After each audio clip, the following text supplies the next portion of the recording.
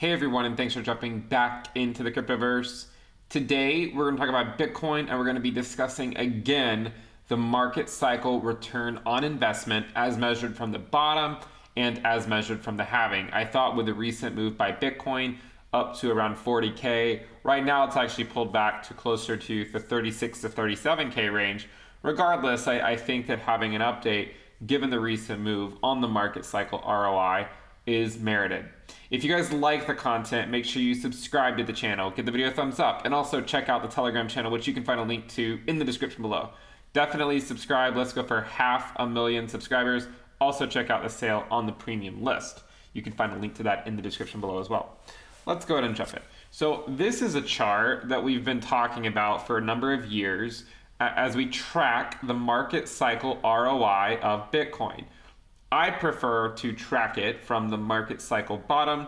However, other people prefer to track it from the halving. Therefore, we will present both models yet again. The first thing you will notice with the market cycle ROI, let's first exclude the current cycle, is that the ROI from market cycle bottom tends to diminish with time, and the time it took to get to that cycle peak was lengthened out.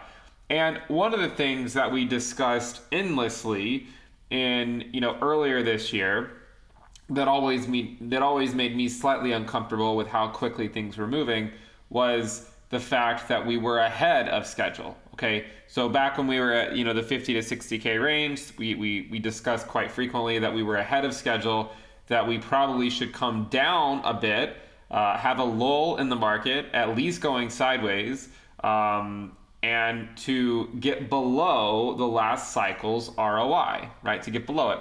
And the implication at the time, back when it was 50 or 60K, there's a lot of people calling for, for a $300,000 Bitcoin within a few months. And I was very skeptical, or I was very skeptical because I didn't really see it continuing to keep pace with the last cycle. Now that we've had a summer lull at the very least, and we have to admit that it could extend a while longer. We said 3 to 6 months. We're now coming up on the lower bound of that. We look at this, and I look at this most recent pump, and I say, it is still technically now in line with being diminished, right? It's still now in line with being diminished from the last cycle. And the argument we put out back in March and April was that just because we're ahead of schedule back in April does not mean we have to stay ahead of schedule for the duration of the cycle. Remember, at one point we were ahead of cycle 2 back in 2019, and we covered this, right? And we said, we're ahead of it now. We probably will not keep pace with it. Now we were ahead of cycle 3, and the idea again being we probably will not keep pace with it. And now we're below it, right? Now we're below it. So one could argue that things feel a bit more comfortable down here without it being so crazy and manic up in this region, being ahead of schedule. Now, if you're curious, the valuation in order to be what the ROI was at this point last cycle, the valuation of Bitcoin would need to be like $80,000. Clearly, we're not keeping pace with that. We're not even half of that at the current time. Although earlier today we did reach 40,000, which was half of it.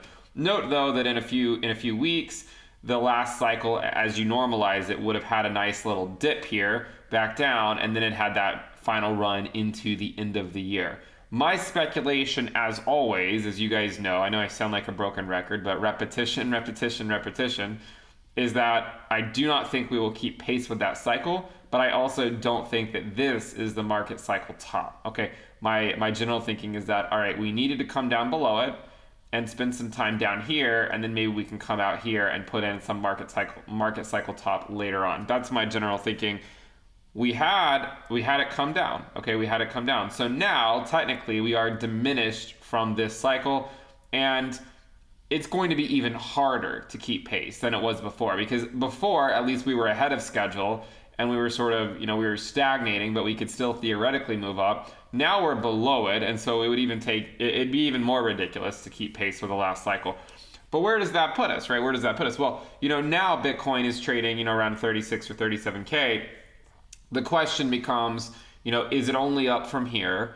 And if it is only up from here, what could that look like? Well, I would say we first need to be patient with that, because a week ago the price of Bitcoin was $10,000 lower than it is today. Bitcoin's extremely volatile right now. It just went up to like over 40K. Now it's trading for like 37K. Pretty crazy move. A lot of volatility over the last few days. So remember, we need to get back above the bull market support band, which again is the 20-week SMA and the 21-week EMA. We had a brief wick above the 21-week EMA. We also need to get to the 20-week SMA, which is now trading, for the $44,000 to $45,000 range. We're not even above that yet. So remember, that is our benchmark for us to get our moon boots on, and holding it as support. That's the key. We want to get above the 20-week, come back down, hold it as support, and then hopefully we can go off to the races.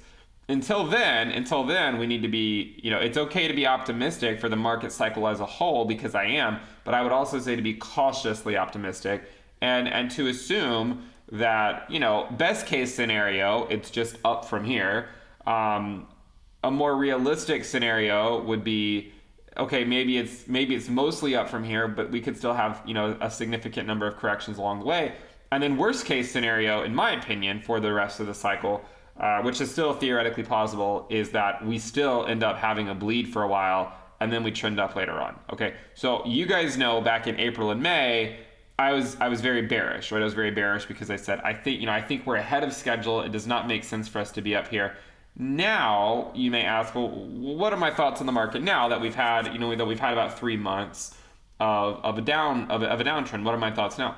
My thoughts now are that I went from being uncomfortable with where we were to being slightly comfortable with where we are. Okay, so I'm slightly comfortable now with where we are. If we give it a little bit more time, before having our another move to, say, like a secondary market, like a secondary peak, similar to the 2013 cycle, if we give it a little bit more time, I would be even more comfortable.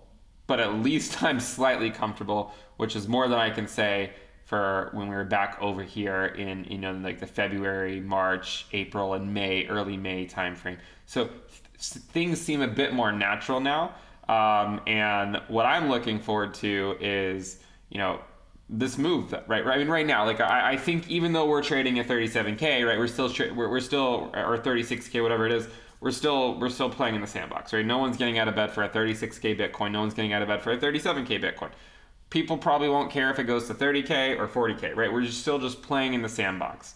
So my thinking, as always, is that this market cycle has a long way to go. Always be prepared for the potential downside that can come. As we navigate the entire cycle, which I believe will extend beyond 2021, we need to be patient, recognize that there's probably going to be a lot of twists and turns along the way, and not to assume that any slight move to the upside is going to automatically put us at new all-time highs immediately. Okay, let's be patient and recognize that time, as always, is on our side. Now, some of you don't like this chart, and I'll tell you why. Right, I'll tell you why. And I like to say these things because I want to present other theories and do them justice, right? So a lot of people don't like this chart. Why don't they like it? Well, it's because they think that the ROI should be measured from the halving. Okay, they think that it should be measured from the halving. I prefer, again, as I said earlier, I prefer measuring it from the bottom. That makes more sense to me. If you measure it from the halving, you're obviously going to encounter, exactly how much did it pump right before the halving, and so that can obviously skew things and whatnot. But regardless, there's enough people that think it's worthwhile.